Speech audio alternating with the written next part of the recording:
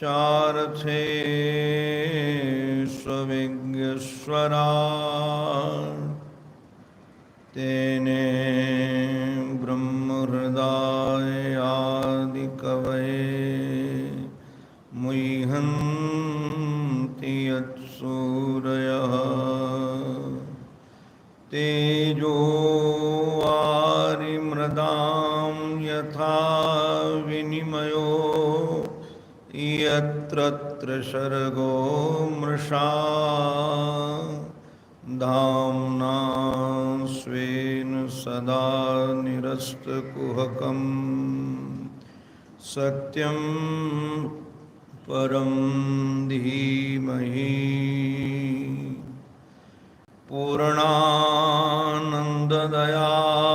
दृशा रसदया सस्वत्प्रसादोदया ब्रह्मज्ञानविनोदया जनमनो मोदाय नियखेदया विश्वप्रेम विकासहासमुदया त्रैलोक्यसम्पद्दया पूर्णानन्ददया मदीयमनसे काञ्चित् कणां यच्छतु।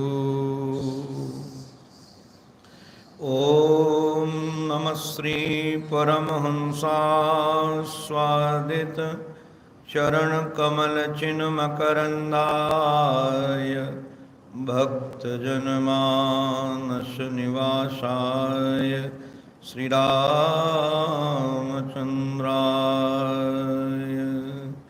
अखण्डानन्दबोधाय शिष्यसन्तापहारिणे सच्चिदानन्दरूपाय तस्मै श्री गुरवे नमः। तस्मै श्री गुरवे नमः। श्रीमन्नारायण नारायण नारायण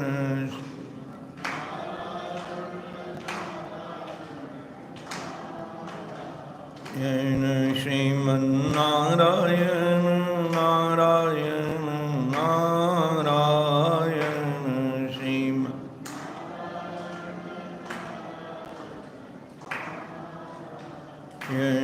सद्गुरु नारायण नारायण नारायण सद्गुरु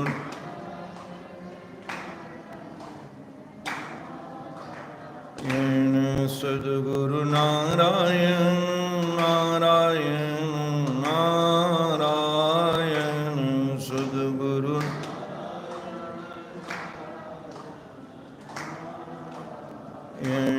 श्रीमन्नारायण नारायण नारायण श्रीमन्नारायण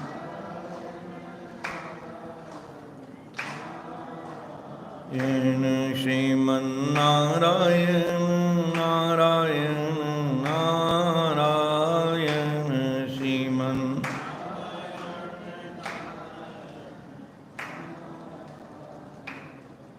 नमो महद्भ्यो सर्वेभ्यो नमो नमः।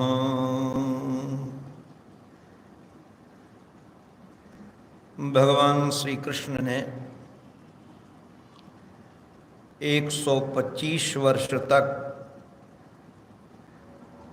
मधुर मधुर लीलाओं के द्वारा अवतार काल में तो रस दिया ही दिया, किंतु ऐसी दिव्याति दिव्य लीलाएं श्री कृष्ण ने की कि अनवतार काल में भी लोग उनका चिंतन करके, उनका श्रवण करके, उनका मनन करके, उनका ध्यान करके अपने जीवन को पवित्र और परमात्मा की ओर अग्रसित कर दे। भगवान श्री कृष्ण जब लीला संवरण का मानस बना लिए तो श्री उद्धव जी महाराज को जब पता चला, जो भगवान श्याम सुंदर के दयिता सखा हैं, श्री बृहस्पति जी महाराज के शिष्य हैं, बुद्धिमानों में श्रेष्ठ हैं, और दूसरे रूप में कहा जाए तो श्री कृष्ण के प्रतिमूर्ति है, ऐसे श्री उद्धव जी महाराज ने एकांत में श्री कृष्ण को वंदन करते हैं। पहले तो कहते हैं कि आपका वियोग दुस्सह है, आपका वियोग हम नहीं सह पाएंगे। बाद में कहते हैं कि आपके तो हम उच्छिष्ट भोजी दास हैं, आपकी माया हमारा कुछ नहीं बिगाड़ सकती है। भगवान ने कहा हमारा भी मानस यही है कि तुम यहीं रहो, क्योंकि कारण है संसार को सही दिशा यदि कोई दे सकता है तो केवल हरि या हरिदास। भजने को दो ही भले की हरि की हरिदास। भगवान का मानस ये भी था कि अभी विदुर जैसे संतों को भी दिशा देनी है, और जो चतुक पंचावशेषिता बचे हुए लोग हैं उनको भी दिशा देनी है। भगवान का मानस ये भी था कि अष्टपटरानियां तो निश्चित रूप से हमारे वियोग की सूचना सुनकर के ही अपने शरीर का परित्याग कर देंगी, किंतु शेष पटरानियां जो बची हैं, जिन्हें बहुत काल तक वृंदावन में रहने का अवसर मिलेगा, ब्रजभूमि में अवसर मिलेगा, और उस भूमि में, तीर्थ भूमि में निवास करने के बाद जब इनका अंतःकरण पवित्र हो जाएगा तो श्री उद्धव जी महाराज इनको भागवत सुनाएंगे तो हमारा प्रबोध हो जाएगा। इसलिए भगवान का मानस था कि श्री उद्धव जी यहाँ रहें। तो श्री उद्धव जी महाराज को भगवान ने एक दिव्य संदेश दिया है। जब उन्होंने प्रार्थना की, योगेश योग विन्यास योगात्मन योग संभव, बड़े दिव्य दिव्य संबोधन किए हैं, तो भगवान ने उनकी बात सुन करके उनको जीवन जीने की कला सिखाई है। ये मुक्ति स्कंद सचमुच में मुक्त कैसे हुआ जाए ये तो इसमें वर्णन है ही, किंतु मुक्त होकर जीवन मुक्ति का आनंद कैसे लिया जाए वो भी इसमें वर्णन है। सचमुच में जीवन मुक्ति का आनंद प्राप्त हो, ज्ञान केवल वाचिक न हो, भक्ति केवल प्रदर्शन का विषय न हो, कर्मकांड भी केवल कामना की पूर्ति का ही साधन न बने। अगर ये सब सीखना है तो निश्चित रूप से एकादश स्कंद के माध्यम से हम इस जीवन के रहस्यों को समझ सकते हैं। पिछले सत्र में कई दिवसों तक चर्चा चली थी, जिसमें पूज्य स्वामी श्री महसान जी महाराज की प्रेरणा से 24 गुरुओं की कथा हुई थी। उसके बाद सत्संग आदि की महिमा का भी वर्णन हुआ था, और श्लोक क्रम से चलने के कारण हम लोगों ने श्रवण किया था एकादश स्कंद का 12वां अध्याय हम लोगों ने यहाँ पूरा किया था। आज ये सत्संग सत्र में श्रीमद् भागवत महापुराण के एकादश स्कंद के 13वें अध्याय की भूमिका की ओर हम लोग अग्रसित हों, जिसमें मूल रूप से श्री भगवान ने हंस रूप में सनकादियों को जो दिव्य उपदेश दिया था उसकी चर्चा है। किंतु एकादश स्कंद के इस 12वें अध्याय के लास्ट में एक बात भगवान ने श्री उद्धव को कही, यदि संसार सागर से पार जाना है एवं गुरुपासनैक भक्त्या, गुरुदेव के रूप में अपने परमात्मा का दर्शन करता हुआ गुरुनिष्ठ होकर आराधना करे, और उनके द्वारा एक प्रदत्त तलवार मिलेगी। उस तलवार के द्वारा धैर्य धारण करके संसार को काटता हुआ चले। किंतु आप लोग ये तलवार सिखों वाली मत समझ लेना, ये तलवार कोई अन्य लोग जो धारण करते हैं वो तलवार नहीं है। ये गुरुदेव के द्वारा जो प्रदत्त तलवार है वो विद्या कुठारेण, वो विद्या की कुठार है जिससे अविद्या का नाश होता है। अविद्या का नाश यदि होगा तो किसी से यदि होगा तो केवल एकमात्र विद्या से ही होगा। और अविद्या जो हमको दुख दे रही है उसका नाश निश्चित रूप से विद्या से ही होगा। हमने एक बार महापुरुष से सुना था कि एक हमारे संत तीर्थ यात्रा कर रहे थे। अभी महाभारत में आप तीर्थ यात्रा की महिमा सुन रहे थे। तीर्थ यात्रा करते हुए सहंसा राम तीर्थ उत्तराखंड में थे, एक किसी गांव में। तो गांव के लोग यज्ञ कर रहे थे, सब एकत्रित थे। तो सहंसा राम तीर्थ ने पूछा कि आप लोग यज्ञ क्यों कर रहे हो, क्या बात है? बोले इस गुफा के अंदर एक कोई देवता रहता है और जब वह कुपित होता है तो हमारे ग्रामवासियों को मार देता है अथवा हमारे पशुओं को मार देता है। इसलिए उस देवता को संतुष्ट करने के लिए यज्ञ कर रहे हैं। सहंसा राम तीर्थ ने पूछा उस देवता का कभी दर्शन किया है कि नहीं किया? बोले दर्शन तो नहीं किया, लोग कहते हैं इस गुफा के अंदर वो रहता है देवता, उसको प्रसन्न करने के लिए लोग लगे हुए हैं। हमारे सहंसा राम तीर्थ ने कहा कि चलो पहले हम उसका दर्शन करते हैं। अरे बोले बड़ा खतरनाक है वो, यदि सामने से दिख जाएगा तो मार देगा, उसको इस प्रकार से दर्शन करना उचित नहीं है। उन्होंने कहा दर्शन तो करना ही चाहिए। लकड़ियों में कपड़ा लपेट कर उसमें घृत आदि तेल आदि डालकर आग लगाई लोगों ने और पूज्य संत के साथ उस गुफा में घुसे। अब वो जिस देवता की कल्पना वो कर रहे थे वह कोई देवता नहीं था, वह केवल उनकी कल्पना मात्र थी। उसमें एक हिंसक पशु बैठा हुआ था, वह हिंसक पशु ही मार देता था।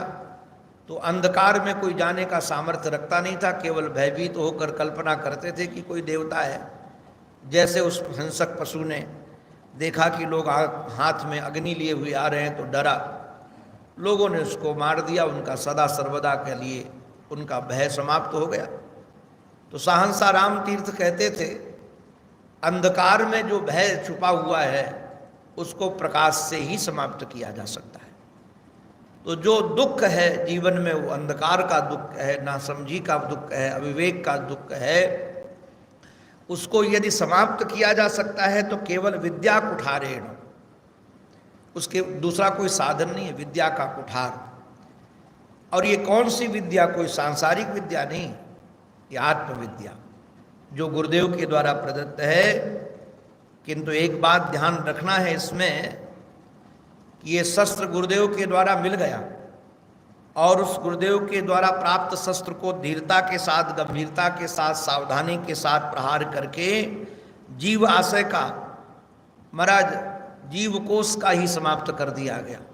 अर्थात जागृत स्वप्न सुषुप्ति अथवा जीव कोष में महाराज ये अन्न कोष आदि शरीर हैं, स्थूल शरीर, सूक्ष्म शरीर, कारण शरीर को। अब इसको काटने के बाद में शस्त्र को भी ढोना नहीं है। हमारे जीवनधन गोविंद उद्धव को कहते हैं इस जीवन ये शस्त्र जो मिला है विद्या कुठारेण, इसको ढोना नहीं, इसको लेकर के घूमना नहीं। तेजास शस्त्रम, अस्त्र का परित्याग कर दें। अरे नारायण, अस्त्र की आवश्यकता तभी थी जब तक बंधन कटा नहीं, जब तक दुश्मन मरा नहीं। दुश्मन मर जाने के बाद फिर शस्त्र की क्या जरूरत है? और सचमुच में साधक के लिए संसार में कोई दुश्मन दूसरा नहीं है। यदि कोई दुश्मन है तो अज्ञान है, नासमझी है, जिसके कारण वह शिव होकर अपने को जीव समझ रहा है, जिसके कारण अजन्मा होने के बाद भी अपने को जन्म वाला समझता है, जिसका कभी नाश नहीं हो सकता उसको नाश होने वाला मानता है। इस अज्ञान की निवृत्ति केवल यदि किसी से होगी तो ज्ञान से होगी। भगवान ने इस बात को कह करके यहाँ ये 12वां अध्याय पूरा हुआ। अब 13वें अध्याय में जो भगवान प्रवचन करना प्रारंभ करते हैं, इन्होंने कहा कि देखो, ये संसार का जो सृजन हुआ है ये माया के द्वारा हुआ है, और ये माया में ही ये त्रिगुण है, सतोगुण, रजोगुण और तमोगुण। अब अपने जीवन में सतोगुण को बढ़ाना है और रजोगुण को और तमोगुण को दबाना है, इनका नाश करना है। तो उद्देश्य क्या है इसका सतोगुण बढ़ाने का, और सतोगुण का वर्धन होगा कैसे, इसका भी वर्णन है। भगवान कहते हैं सत्वम रजस्तम इति गुणा बुद्धिर्न चात्मनः। ध्यान रखना, ये सतोगुण, रजोगुण और तमोगुण ये आत्मा के धर्म नहीं है। आत्मा में न सत्वगुण है, न रजोगुण है, न तुम्हारा सतोगुण, न रजोगुण, न तमोगुण। तो ये किसके गुण हैं? बुद्धेर माने प्रकृति, ये प्रकृति के गुण हैं, ये आत्मा के गुण नहीं है।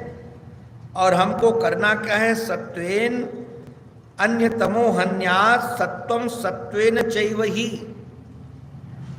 सत्व की वृद्धि करके, अन्य माने तमोगुण और रजोगुण को हन्यात माने समाप्त करना है। बाद में फिर कोई सतोगुण की भी रक्षा की जरूरत नहीं है। अब सतोगुण की यदि रक्षा में लग जाओगे तो पूरे के पूरे जीवन गण सतोगुण को ही संभालने में लग जाए। क्या करना है? महाराज कहते सत्वम सत्वेन चैव ही, बाद में सत्व के द्वारा ही सत्व को समाप्त करना है। अब सत्व के द्वारा सत्व को कैसे समाप्त किया जाएगा? किस प्रकार से सत्व को समाप्त किया जाए? दया, दया आदि गुण जितने गुण हैं ये सतोगुण के गुण हैं, किंतु यदि इसी गुणों में साधक अटका रहेगा तो कभी बढ़ नहीं पाएगा। तो अपने जीवन को शांति का जो गुण है, सतोगुण का गुण है, इसके द्वारा उधर से अपने को निश्चित रूप से हटा लेना चाहिए। और जीवन में जब सत्व गुण बढ़ता है, सत्वात् धर्मो भवेद वृद्धात् पुंसो मद भक्ति लक्षणः। आप कहेंगे कि सतोगुण की आवश्यकता क्यों है? सतोगुण की आवश्यकता इसलिए जीव के जीवन में, हमारे आपके सबके जीवन में आहार शुद्धि आदि जो सतोगुण आहार हैं, व्यवहार इसलिए जरूरी है क्योंकि इससे ही जब हमारे जीवन में सतोगुण बढ़ता है, सत्वात् धर्मो भवेद वृद्धात्, सत्व वृद्धि से हमारे जीवन में धर्म की वृद्धि होती है। सच्चा यदि कोई व्यक्ति सतोगुण का अनुसरण करता है तो वह परम धार्मिक होगा, और उस धर्म के अनुसरण से जब वृद्धि होगी तो मद भक्ति लक्षणः, भागवत धर्म की वृद्धि होगी, अर्थात भगवत प्रेम की वृद्धि होगी।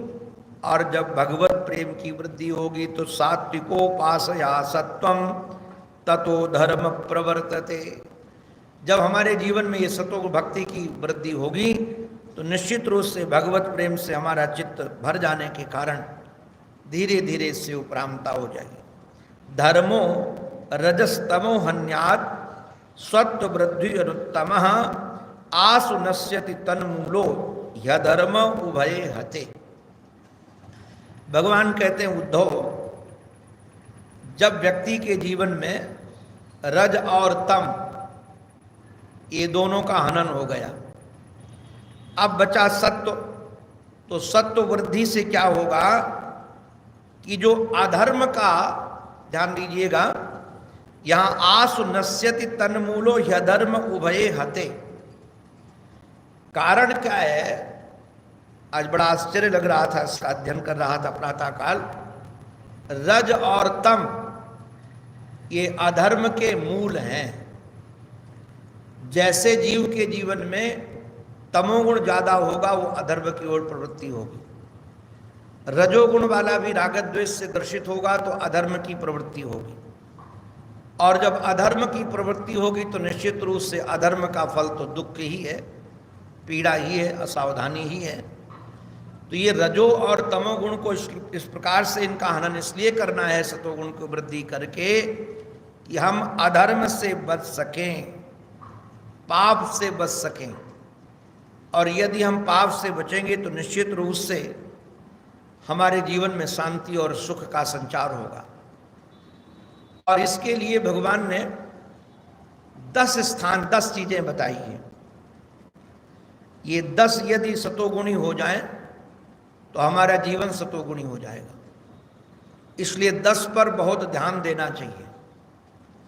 जो साधक सावधान हो करके इन 10 पर ध्यान देता है, जैसे साधक को अभी पूज्य स्वामी जी महाराज से सुन रहे थे हम लोग, तीर्थ यात्रा उसी को करनी चाहिए जिसकी इंद्रियां बस में हो, शरीर बस में हो।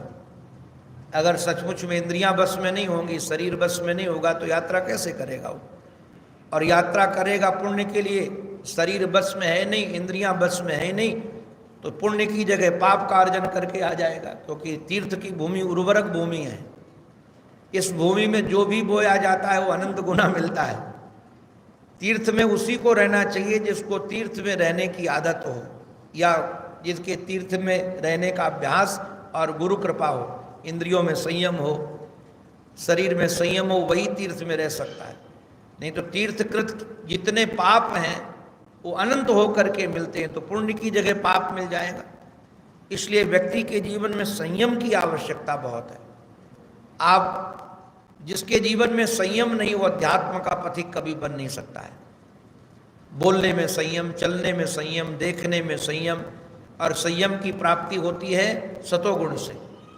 जितना जिसके जीवन में सतोगुण होगा उतना संयमी होगा, उतना सावधान होगा, उतना उसके जीवन में प्रमाद नहीं होगा। तो 10 चीजों पर बहुत ध्यान देना है। जो व्यक्ति 10 चीजों पर अपना ध्यान रखेगा वह निश्चित रूप से अध्यात्म की विद्या जो 11 स्कंद में कही जा रही है उसकी प्राप्ति में वह अग्रसर हो सकेगा। पहला स्थान है आगम। आगम आपः प्रजा देशः कालः कर्म च जन्म च ध्यानम मंत्रोत संस्कारो दशैते गुण हेतवः। पहला स्थान है आगम। आगम का अर्थ हमारे टीकाकारों ने, हमारे श्रीधर स्वामी पाद ने भी शास्त्र ही किया है। आप ध्यान दीजिएगा, जो हम ग्रंथ अध्ययन करते हैं वो ग्रंथ सतोगुण होना चाहिए। विष्णु पुराण में रजोगुणी, तमोगुणी, सतोगुणी चर्चा का वर्णन है। जो युद्ध आदि की चर्चा है वो रजोगुणी है, और जो हत्या आदि की चर्चा है वो तमोगुणी है। तो और जिसमें भक्ति की, ज्ञान वैराग्य की चर्चा है, हमारे श्रीधर स्वामी पाद ने तो इसमें वैराग्य की विशेषता दी है। कौन से शास्त्र? जो महाराज वैराग्य के हेतु शास्त्र हैं, ऐसे शास्त्रों को महाराज निश्चित रूप से अध्ययन करना चाहिए, जिसमें राग वर्धन करने वाली वृत्ति हो। मैं तो एक दिन विचार कर रहा था कि वैराग्यशाली व्यक्ति को नीति शास्त्र भी नहीं पढ़ना चाहिए। जो आज की नीति शास्त्र है उसमें भी ऐसी ऐसी नीतियों का वर्णन, व्यक्ति उधर चला जाएगा। तो शास्त्र का अध्ययन हो, हमारे जीवन में भागवत का अध्ययन करें, रामायण का अध्ययन करें, जिससे सतोगुण की वृद्धि हो। आपः का अर्थ जल तो है ही, किंतु कौन सा जल पान करें? तीर्थ का जल, गंगा जल है, यमुना जल है। हमारे महर्षि ने तो कहा कि शराब भी आब है जी, उसमें भी जल तो है ही, किंतु शराब का पान कभी न करें। तमोगुणी महर्षि ने तो ये भी महाराज, जिसमें भी टीका में एक जगह वर्णन है कि जो जल सुगंध युक्त हो जाता है उस जल का भी महाराज ने, बिल्कुल सामान्य जल, जो सतोगुणी जल हो उस जल का पान करना चाहिए। सतोगुणी जल का पान करें और भक्ति, ज्ञान, वैराग्य के वर्धन करने वाले शास्त्रों का अध्ययन करें। प्रजा शब्द का अर्थ है सतोगुणी लोगों का संग करें। कैसे लोगों के बीच में हम रहते हैं। हमने तो अनुभव किया है कि संग का रंग कितना चढ़ता है। मैं पूज्य स्वामी हंसानंद जी महाराज के पास जब जाता था, यहाँ रहता था, तो मुझे हमारे पास में जितनी सामग्री होती थी सब बोझा लगने लगती थी कि गधा बन करके अटैची ढो रहे हैं, ये ढो रहे हैं, ये सामग्री ढो रहे हैं। हमको लगता था तो अकेले से काम बन सकता है। ये संग का रंग होता था। और जहाँ कोई रजोगुणी व्यक्ति का संग मिलने आए तो अपने पास जो सामग्री होती है वो कम लगने लगती है कि ये भी चाहिए, ये भी चाहिए, ये भी चाहिए। ऐसे संग के रंग पे बहुत ध्यान रखना चाहिए, कैसे लोगों के साथ हम उठ बैठ रहे हैं। सतोगुणी लोगों का ही संग मिले। एक महात्मा ने तो हमको करुणा करके एक बार कहा कि करोड़ों रुपया कोई देने वाला हो और उसके विचार अच्छे न हो, उस व्यक्ति का संग कभी मत करना। और कुछ भी न मिले, डांट मिले, फटकार मिले, उपेक्षा मिले, किंतु तब भी सतोगुणी व्यक्ति का संग मिल जाए, ब्रह्मज्ञानी का संग मिल जाए, तो सब सह करके भी उसी का संग करना। डांट सहकर, फटकार सहकर, उपेक्षा सहकर संग ऐसे व्यक्ति का करें जो सतोगुणी हो। और सम्मान बहुत मिल रहा हो, सुविधाएं भी बहुत मिल रही हो, किंतु सतोगुणी व्यक्ति का संग न हो तो जीवन चला जाएगा। मनुष्य जीवन इतना दुर्लभ, छोटे से महाराज सुविधा, सम्मान, संपत्ति के चक्कर में पूरा नष्ट हो गया। इसलिए अपने जीवन में महाराज ध्यान रखें कि कैसे लोगों के साथ रह रहे हैं। और बाद में इन्होंने कहा कैसा देश है। देश का अभिप्राय जहाँ जुआ खेला जाता है उस स्थान पर मत रहो, जहाँ भजन हो रहा हो वहाँ रहो, जहाँ संकीर्तन हो रहा हो वहाँ हो। हमको एक महापुरुष कहते थे जहाँ सत्संग उपलब्ध न हो वहाँ नहीं रहना चाहिए। तो देश ऐसा हो जहाँ सतोगुण का विचार होता हो। और काल आदि का जो वर्णन है, प्रातः काल, ब्रह्म मुहूर्त, महर्षि ने इस पर बहुत जोर दिया है।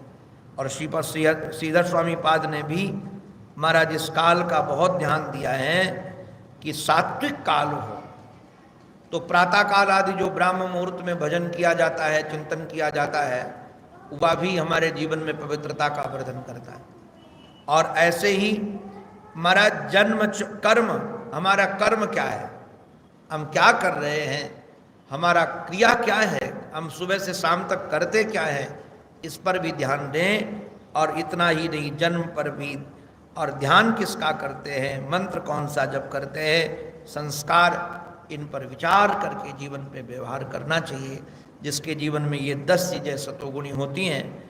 अभी कर्म और जन्म, ध्यान, मंत्र, संस्कार की चर्चा मैं कल करूँगा। अंत में अपने आराध्य के पावन चरणों में हमारी यही प्रार्थना है, हमारी मति, हमारी रति, हमारी गति एकमात्र उन्हीं के पावन पवित्र चरणों में बनी रहे। इसी प्रार्थना के साथ ये उनकी वाणी उन्हीं के पावन पवित्र चरणारविंदों में समर्पित। बोलो भक्तवत्सल भगवान की जय, सद्गुरुदेव भगवान की जय, श्री नृत्य गोपाल भगवान की जय। जय श्री राधे, जय जय श्री राधे, जय जय श्री राधे।